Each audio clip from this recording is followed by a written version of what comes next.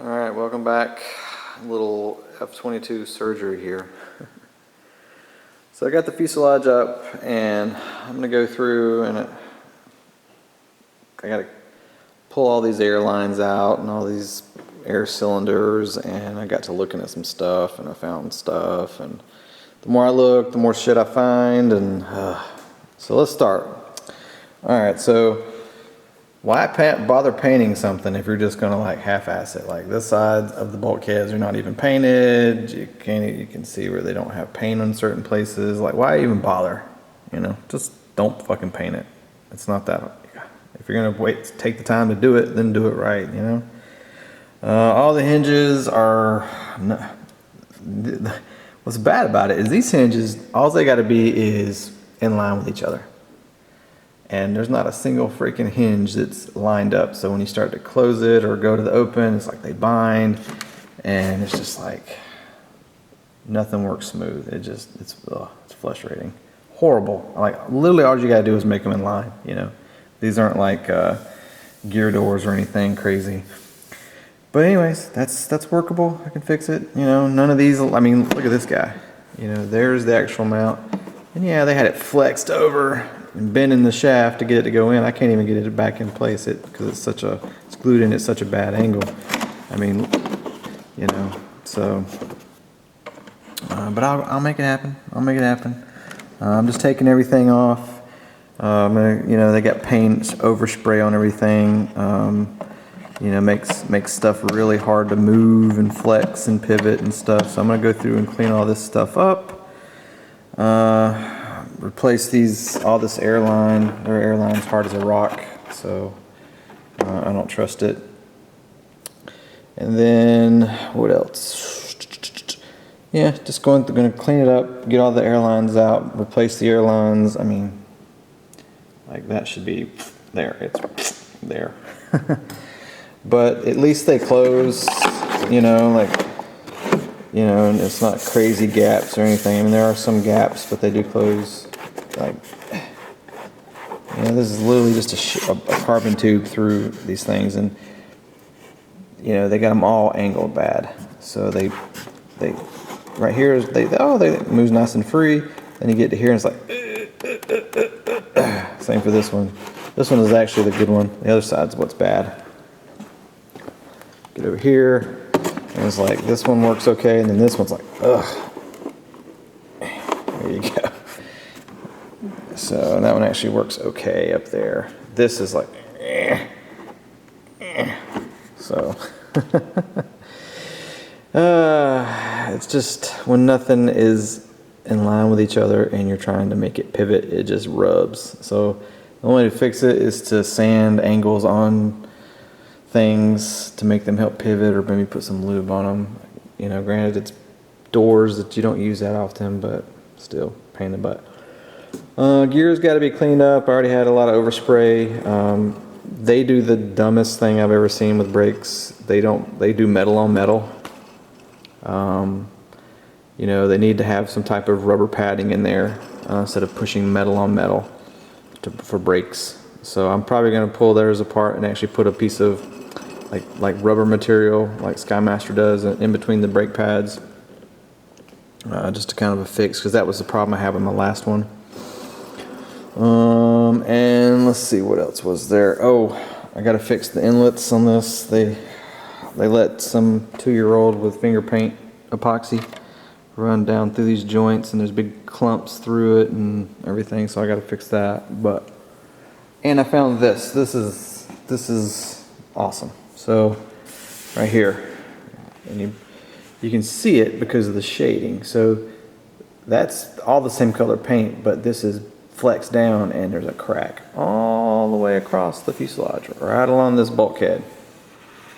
And that just tells me that the bulkhead was too large, and then they squeezed the fuselages when they're laying them together, and it cracks all the way across there because there's a bulkhead right under there, which at least is a good thing because it's all glue.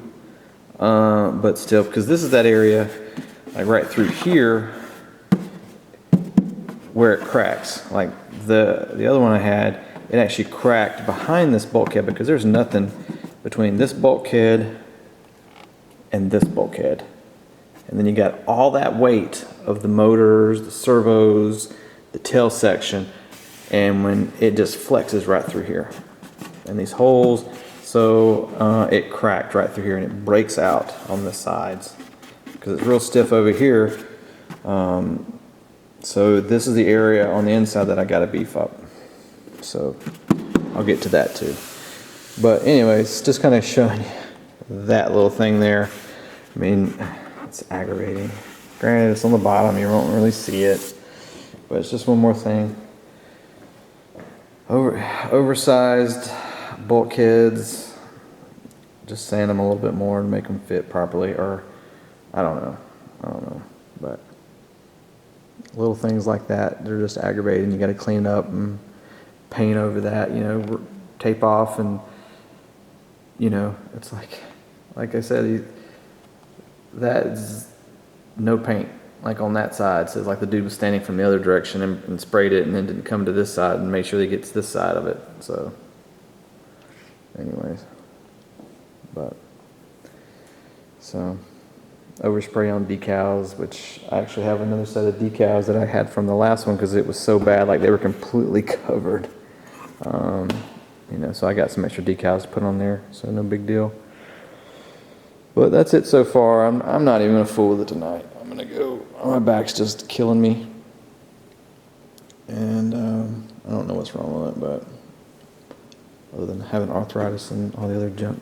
But yeah, I gotta pull. Like I said, I'm gonna pull all these air lines out, clean them up. Like I said, there's overspray on everything, and it just makes them not move as easy as they could.